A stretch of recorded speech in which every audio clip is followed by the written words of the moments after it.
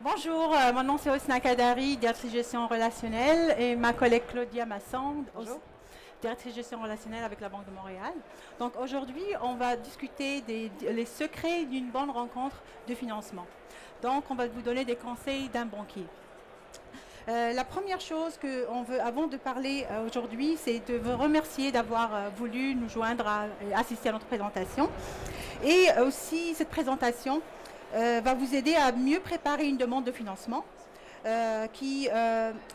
pour vous et votre entreprise, sous le meilleur jour possible pour vous aider à obtenir de financement sous forme d'emprunt.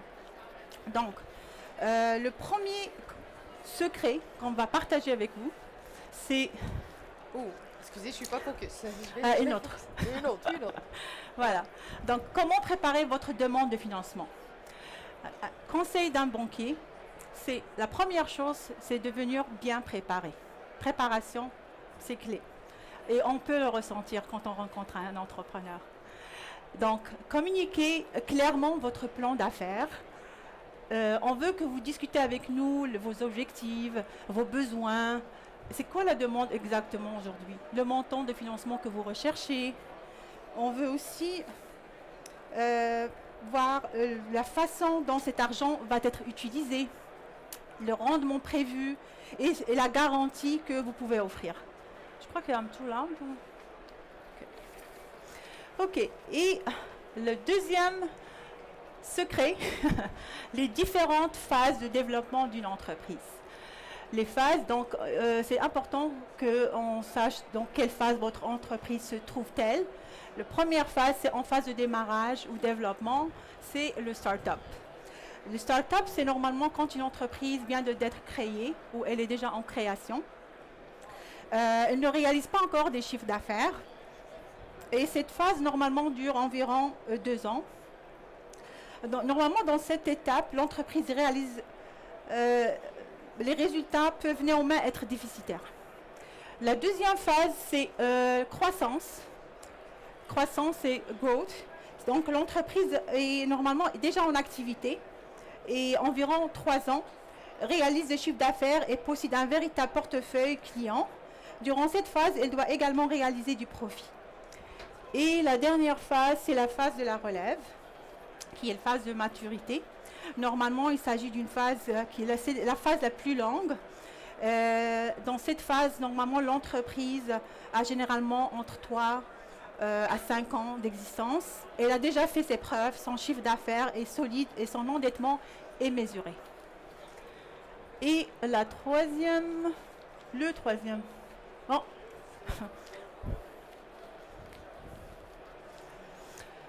Ok, donc ici, on va parler des spécialistes que vous devriez consulter avant la demande de financement. Donc souvent, les entrepreneurs en général vont consulter plusieurs spécialistes pour avoir plus d'informations ou bien voir les spécialistes qui peuvent les aider à mieux préparer leur plan d'affaires. Dans ce cas-là, on vous encourage fortement de s'entourer avec des meilleures personnes. Alors, qui sont-elles? La première, c'est avoir un partenaire financier et certainement avoir un avocat qui peut vous aider avec toutes les solutions qui pourront vous aider, les notaires, des fiscalistes, si possible aussi un mentor. De plus en plus, on voit des entrepreneurs qui vont rechercher des conseils, des mentors dans notre génération.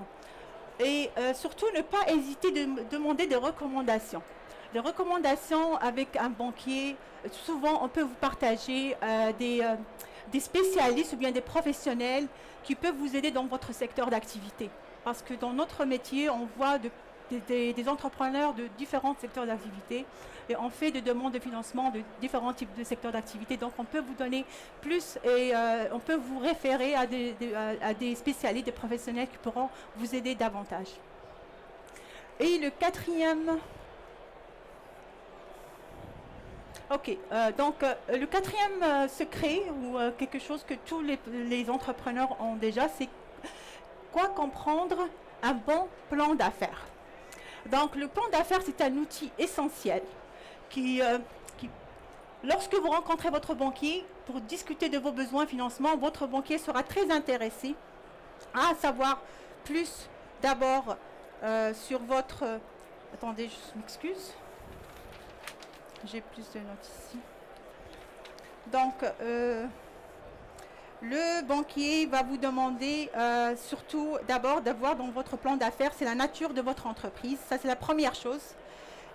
Parce que des fois, si la nature de l'entreprise, ça dépend de avec quel banquier, parce qu'on a des spécialistes maintenant dans notre équipe commerciale. Donc, on peut vous référer sur le champ à la bonne personne qui pourra vous assister. Il y a aussi la nature, les objectifs pour l'avenir et les moyens d'atteindre ces objectifs. Et surtout, nous, on est très intéressés à comprendre vos projections financières et surtout les projections réalistes. Donc souvent, on reçoit des projections, mais des fois, ils tendent à être plus optimistes. Donc il faut que ça soit réaliste. Et le cinquième, c'est au niveau d'évaluation de la valeur de l'entreprise. Souvent, l'industrie, normalement, l'évaluation de l'entreprise, ça varie d'industrie à l'autre. Et celle qui est vraiment plus utilisée, c'est les BAIA. Les BAIA. B-A-I-I-A ou EBITDA en anglais. C'est ça. Donc, c'est les bénéfices avant intérêts, impôts et amortissements. Le BAIA, c'est une méthode qui est utilisée pour établir un prix de vente juste pour une entreprise qui consiste à calculer un multiple de BAIA qui est le résultat avant intérêts, impôts et amortissements. Et ça constitue une mesure de la capacité de l'entreprise à générer un bénéfice d'exploitation.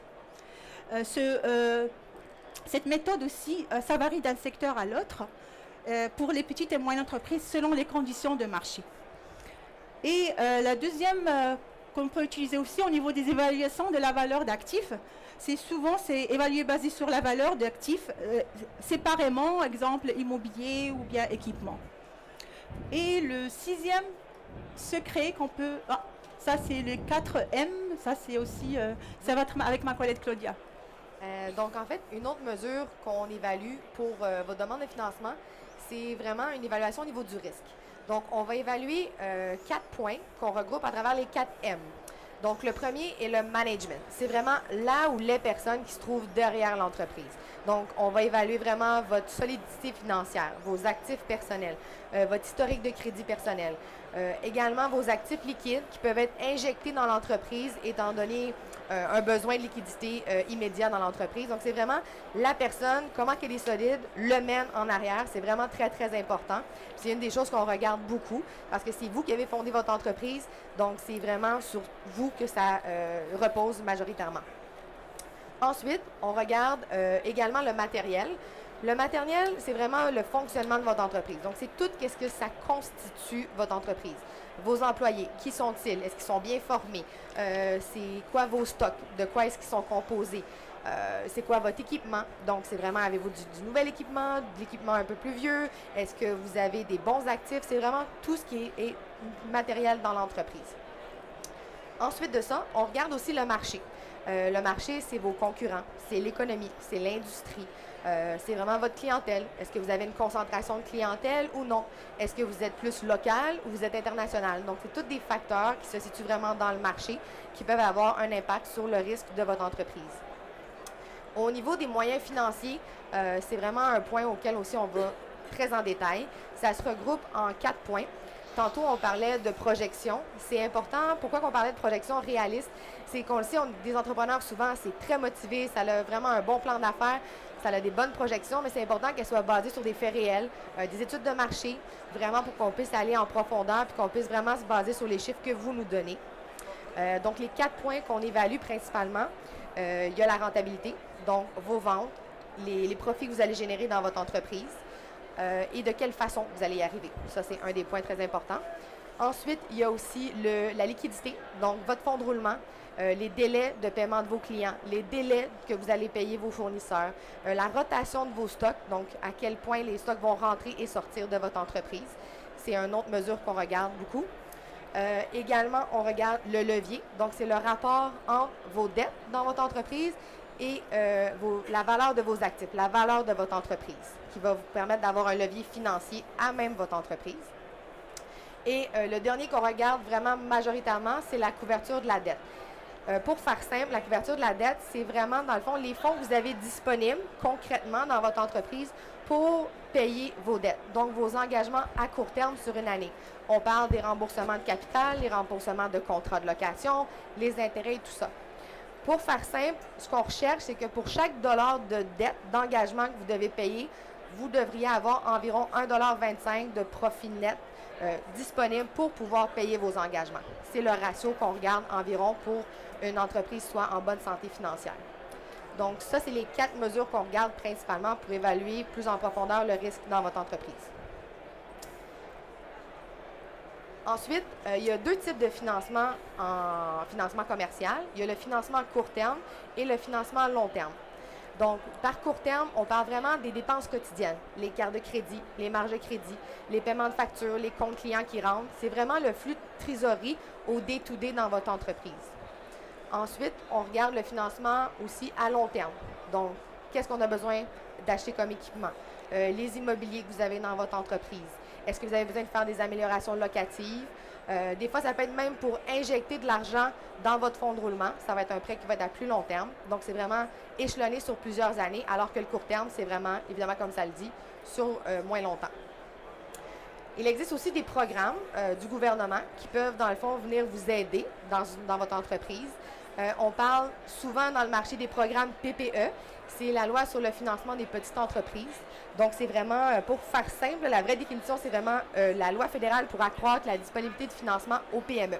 Donc, c'est un programme qui existe, qui peut venir en aide aux petites entreprises.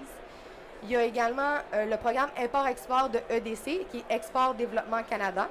C'est vraiment, le but en fait de EDC, c'est vraiment d'aider les entreprises dans le développement, dans la croissance et dans la réussite à l'étranger. Donc, ça peut être un autre outil qu'on peut aller chercher pour aider les entreprises à croître également. Le 8e secret, c'est vraiment de quel type de financement votre entreprise a besoin. Parce que souvent, c'est pas évident. On sait où est-ce qu'on veut aller, on sait qu'est-ce qu'on a de besoin concrètement, mais on ne sait pas quelle structure ou quel produit la banque peut nous offrir pour y arriver. Donc, nous, c'est vraiment notre rôle d'aller chercher, dans le fond, le produit qu'il vous faut en fonction de votre financement. C'est là que c'est important aussi d'être vraiment transparent, de bien expliquer qu'est-ce que vous avez besoin et vraiment toutes les étapes, parce que nous, en ayant le portrait global, on va vraiment aller vous conseiller avec le meilleur produit pour répondre à vos besoins. Et ce qui est vraiment important également, c'est d'apparier, dans le fond, les bons prêts avec les bons besoins. Donc, tantôt, on parlait de financement à court terme, financement à long terme. On va vraiment essayer d'aller chercher le bon prêt pour justement répondre aux bons besoins. C'est super important pour la santé financière de votre entreprise également. Et si, par exemple, on décèle des besoins qu'à notre niveau, on va avoir un peu moins les connaissances ou qu'on a vraiment besoin d'un partenaire d'affaires pour aller en profondeur, pour vraiment couvrir tous les champs de vos besoins financiers, on va aller les chercher, que ce soit à l'interne ou à l'externe. On a plusieurs contacts pour justement aller répondre à tous ces besoins-là en une seule rencontre. Donc, vraiment, tout débute par votre banquier. C'est vraiment important d'arriver préparé, d'arriver avec les bonnes informations, le portrait en entier pour qu'on puisse vraiment bien vous conseiller puis vous donner la meilleure solution à vos besoins. Maintenant, le 9e point, ma collègue va pouvoir poursuivre avec celui-ci. OK, donc ici, on parle de la gestion des opérations bancaires.